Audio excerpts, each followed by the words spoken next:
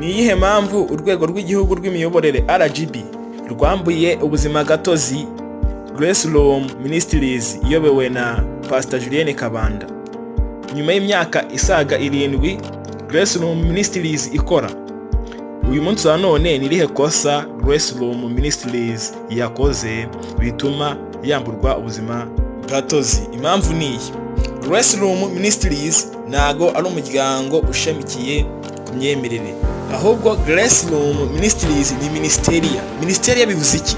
Ni itsinda ry'abantu rishamikiye ku muryango ushingiye ku myemerere, rikora ibikorwa bigamije iterambere. Bivuze ko guhura mu gasenga n'igikorwa cyo kubatiza abantu mwabikoraga mu buryo butandukanye n'ubuzima gatozi mwahawe. Ibyo bikorwa bikorwa n'umuryango ushingiye ku myemerere, itorero runaka, idini runaka.